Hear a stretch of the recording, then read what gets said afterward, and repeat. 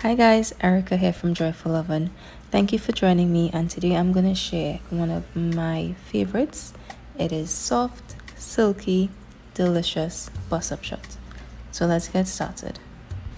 You can see this amazing recipe in the description below. So in a large mixing bowl, I have sifted 4 cups of all-purpose flour, and I'm going to add in 1 tablespoon of sugar and 4 teaspoons of baking powder. And using my hands, I'm going to mix this until it's well combined. Now in a cup, I've added 1 teaspoon of lemon juice, or you can use white vinegar, into 1 3/4 plus 2 tablespoons of lukewarm milk. Now adding that lemon juice or that vinegar is an important step because the acidity is going to relax the gluten in the flour, so you're going to end up with a soft, silky dough and a soft, silky roti.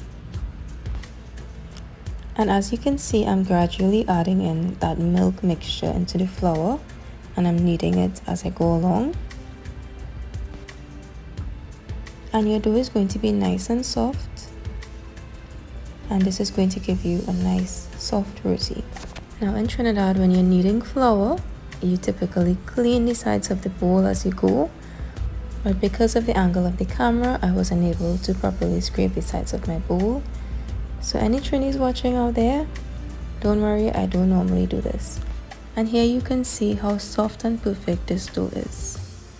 Another tip for that soft roti is allowing your dough to rest for 5 minutes during the kneading process.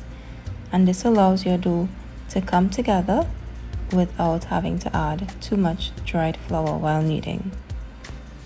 With my dough rested, I'm going to begin kneading again. So I've added some ghee onto my hands, and I'm going to knead my dough, adding a pinch of dried flour a little at a time if your dough is too sticky.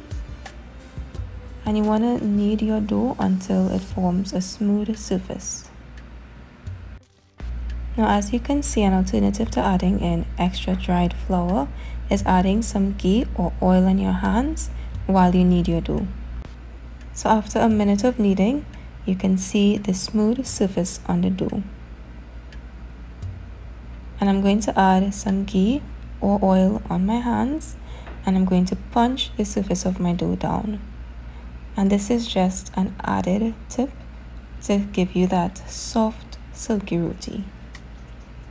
And at the end of this process, you can feel how soft your dough is, and it builds the anticipation for some amazing roti.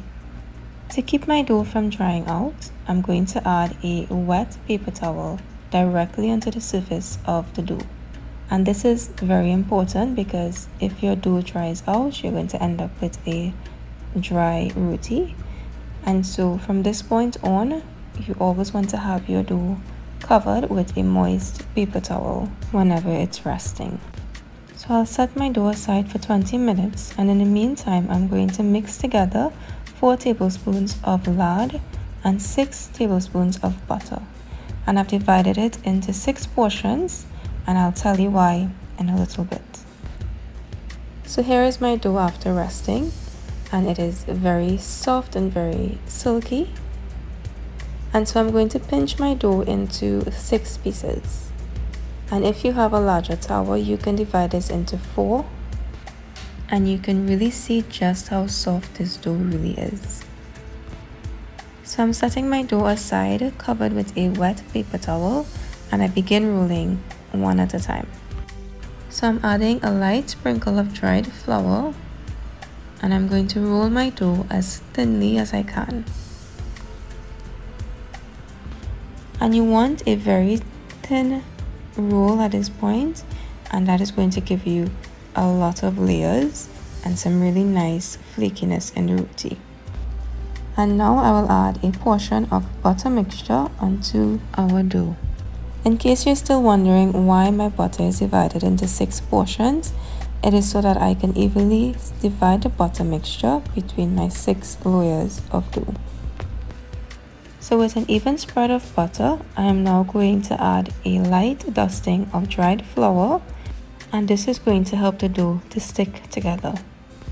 I'm cutting a line from the center of the dough to the edge, and I will loosely fold the dough over itself, trapping some air in the process.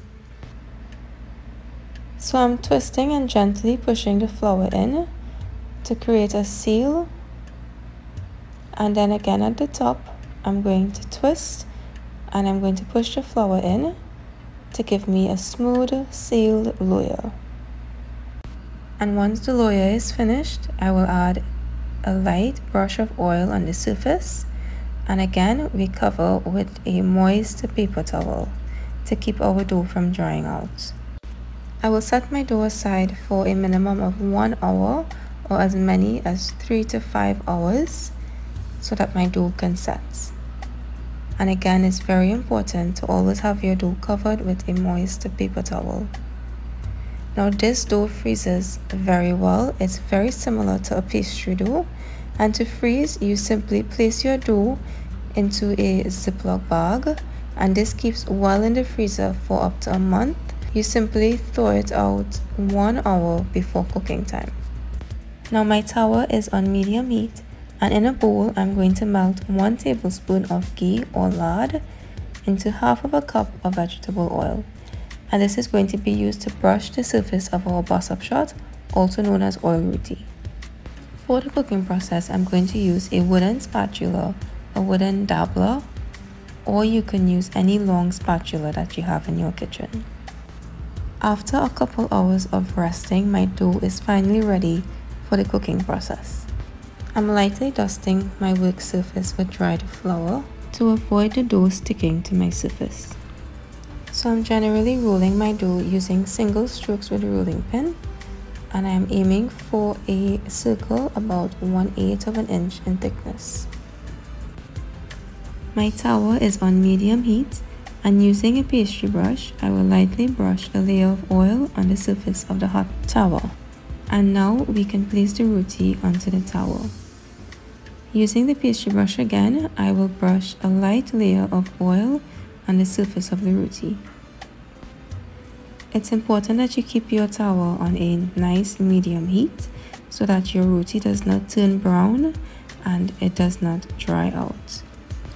After just under a minute, I will flip my roti and add a light brushing of oil again.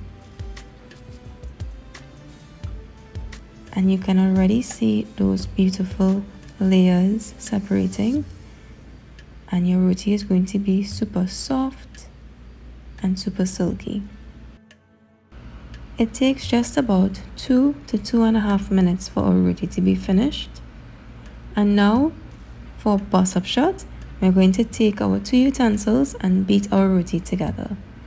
And you can see just how soft and silky this roti is. Now my kitchen smells so good right now, and you can see those thin layers. You can see just how soft and silky this roti is. Guys, I know you are going to love this recipe. Let me know in the comments if you try it and what you think, and be sure to like and subscribe to Joyful Oven for more amazing recipes.